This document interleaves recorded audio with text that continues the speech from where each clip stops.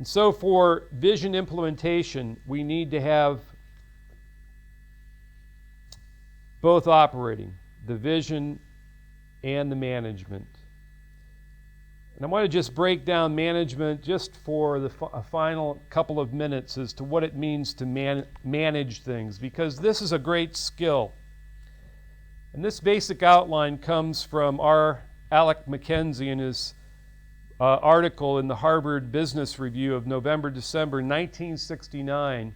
It's an old article, but it's brilliant. It's been reprinted again and again, and it gives the 5 phases of management: to plan, to organize, to staff, to direct, and to hold accountable. You see, first, a vision is not very good if there's no plan to implement it. Often this is called a strategy. It's a systematic choice of how to reorganize resources to accomplish the vision. There needs to be a plan.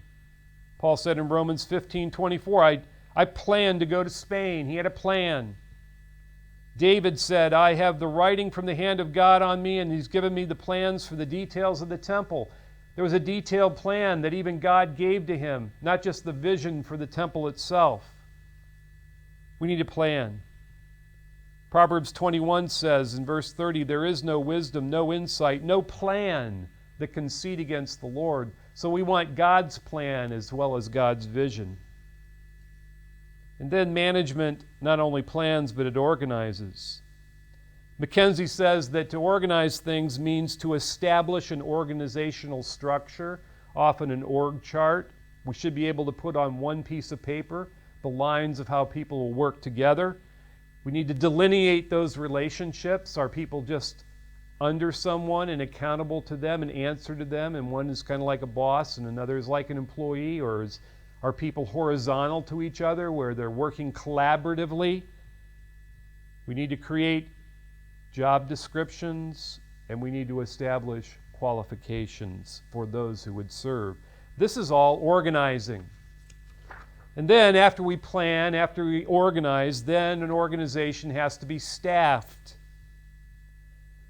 Rich Terlink is the president of Harley-Davidson Motor Company, or motorcycle maker, out of Milwaukee, Wisconsin in America. And he's seen the importance of staffing, and I like the way he puts it. He says, if you employ and you empower a dummy, someone who can't make a decision, someone who can't stay with it, then if you employ a dummy, you'll just end up with dumb decisions faster.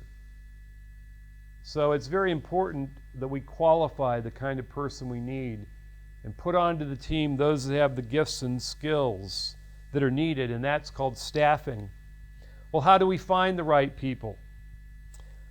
Well, I like what Calvin Miller says in one of his books. He says, God's chosen leader, kind of like David, is not in the lineup. In other words, they're often not obvious. You remember that Saul was going to be removed as the king, and Samuel was going to choose the next king of Israel. And he was told by God to go and look at Jesse's sons, and he lined up all of Jesse's sons, Jesse did.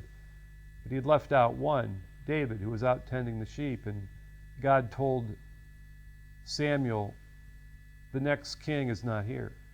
He's not in the lineup. Where was he? He was out doing his job.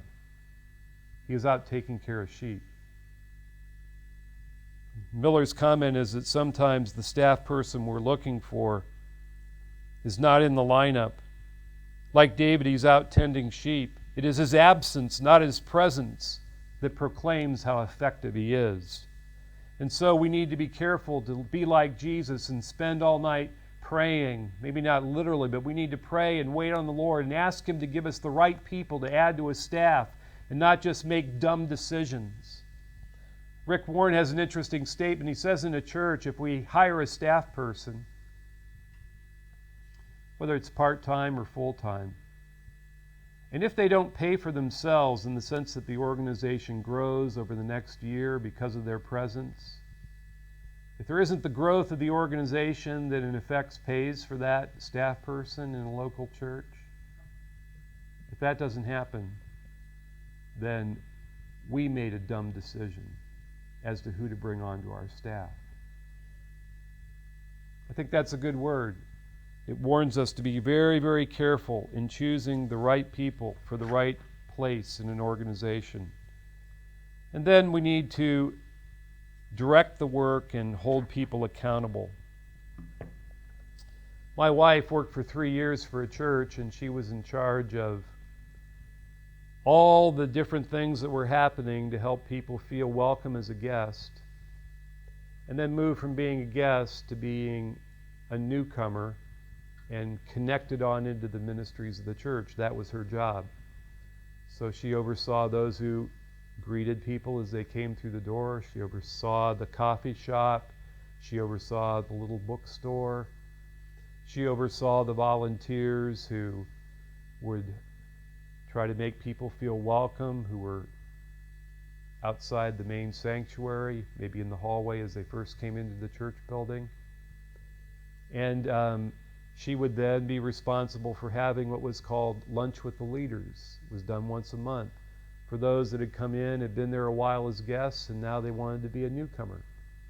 And then she was responsible at that luncheon to make it clear how people could connect on into the church. And the amazing thing I watched with my wife was the way that they managed her. The person that she was accountable to gave her 2 very clear goals. One that related to how many people would come to the lunch, and one that related to how many people would be connected into other ministries. And she was to keep track of all of that. She had 2 goals. She worked full time. And I watched her work not a 40-hour week, not a 50-hour week, often more than that. The normal work week in America is 40, 45 hours. She went way over. And one of the reasons was that she had a very clear goal, 2 of them.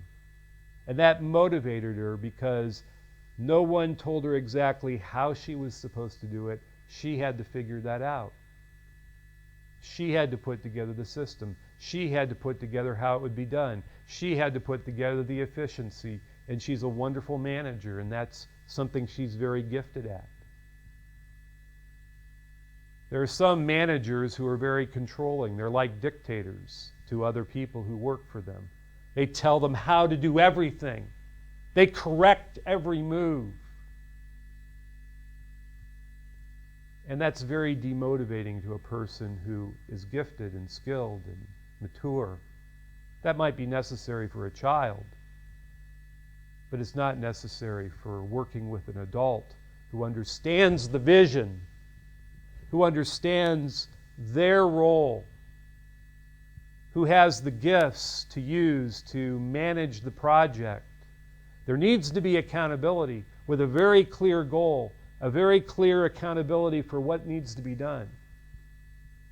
But one of the great things that can happen in a church is when the leaders have a clear vision, along with the elders. They know what the concrete vision is, they know what the next hill to climb is, and then they have a good plan, they organize it well, they bring on the right people, and they empower them with clear goals, holding them accountable, but releasing them to do what God has called them to do.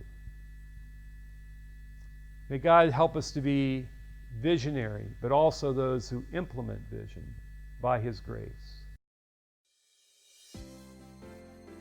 TVS Seminary is a nonprofit project. Our joint effort will bring about the common purpose of making Christian education available around the world and developing good Christian servant leaders. You have a unique opportunity to partner in this effort through your prayer and/or financial support of TVS Ministry. For more information, please visit tvsseminary.com.